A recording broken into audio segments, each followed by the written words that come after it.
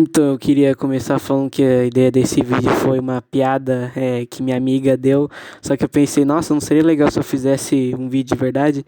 Então, tá aí o vídeo, salve pra Zone, minha amigona, e vamos começar o vídeo. Ah, Homestuck. Que webcomic legal, né? Quem que não gosta de Homestuck? Com certeza todo mundo gosta e tem zero polêmicas envolvendo essa webcomic. Mas enfim, pra quem não conhece, Homestuck é uma webcomic que foi criada em 3 de abril de 2009 por um cara chamado Andrew Hussie.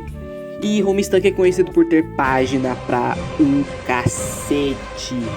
Por isso que, se você é uma pessoa que não gosta de ler, essa webcomic definitivamente não é pra você, amigão.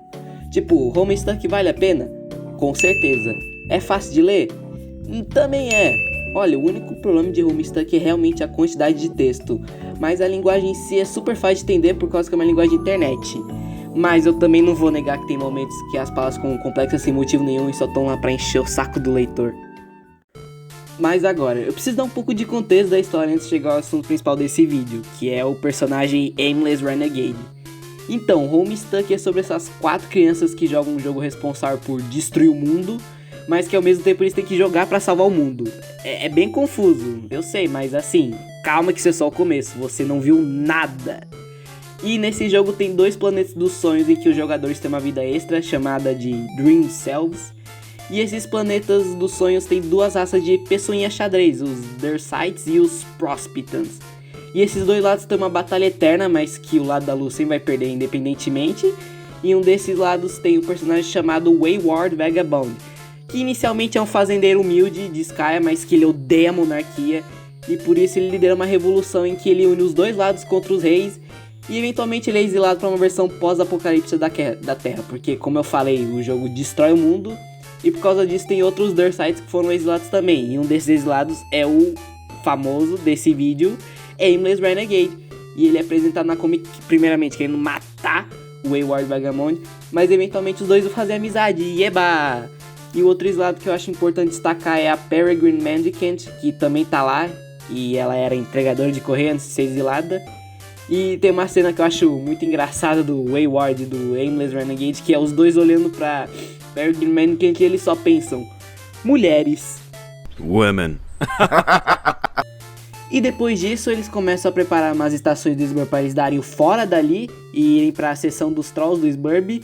Mas daí chegamos nos eventos de Cascade. Cascade é a animação em flash que encerra o ato 5.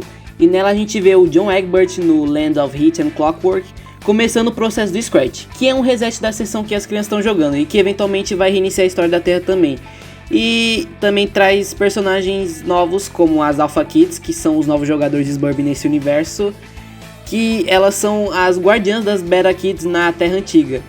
E esse Flash foi o auge de Homestuck, porque na época que ele foi lançado, ele tinha chegado a crashar o site da Newgrounds e também crashar o próprio site de Homestuck, porque era muita gente acessando ao mesmo tempo e foi uma bagunça. Mas não é pra pouco também, porque esse Flash é épico demais, ele fecha várias pontas que estavam soltas durante os 5 primeiros atos.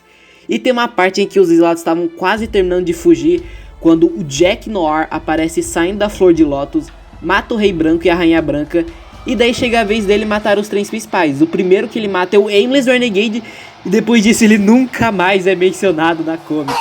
Nem tentaram reviver ele igual fizeram com o Wayward, porque ele também morre, mas depois ele é revivido pelas Beta Kids no Meteoro. Isso é muito frustrante porque ele tinha um potencial insano para ser desenvolvido. Mesmo que até os exilados que ficaram vivos depois de Cascade não tiveram muito desenvolvimento, pelo menos eles ainda estavam lá, tá ligado? E eles ainda tinham um fundo de importância. Mas o Aimless Renegade não, e isso me irrita, porque até os personagens que foram mortos e depois abandonados pelo Hussie na comic tiveram um último papel como personagem. A Feferi, que morreu no Murderstuck e foi prototipada, daí depois ela virou a Fefeta Sprite. Mesma coisa com o Equius, que virou Arceus Sprite, melhor personagem inclusive. E eu sinto que algo parecido podia ter acontecido com o Aimless Renegade. Que diferença fazer ele tá vivo ou não? Lá pro final de Homestuck, o Wayward também não faz muita coisa. E inclusive eu acho que ele foi muito infantilizado no ato 6, porque simplesmente todo mundo tratava ele igual um pet, especialmente o David, tipo, todo mundo sabe que ele é fofo. Mas parece que o Han simplesmente esqueceu de toda a personalidade que ele tinha e que ele não era resumido a só um carinha que faz umas coisas engraçadas. E eu acho que a dinâmica teria ficado mais equilibrada com o Emerald Renegade. Imagina só, o Emerald Renegade Meteora junto com a Rose, o Dave e o resto dos Trolls. Ou o Emerald Renegade ficando no universo das Alpha Kids e fazendo amizade com o Jake porque, sei lá, os dois gostam de arma. Ou a cena que a Peregrine e o Wayward queimam os anéis da rainha e o Emerald lá junto.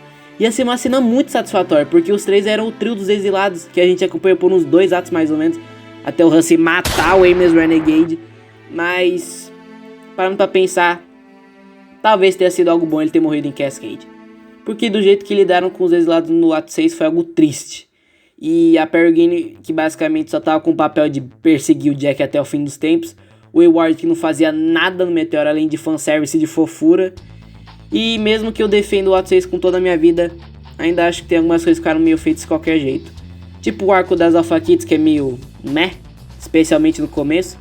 E que depois que elas chegam no Miriam não fazem mais nada porque a sessão delas é uma sessão void que não consegue progredir sem interferência externa. Então acho que talvez tenha sido pra melhor o Emerald ter ficado de fora. Mas não muda o fato que ele poderia ter sido um personagem melhor.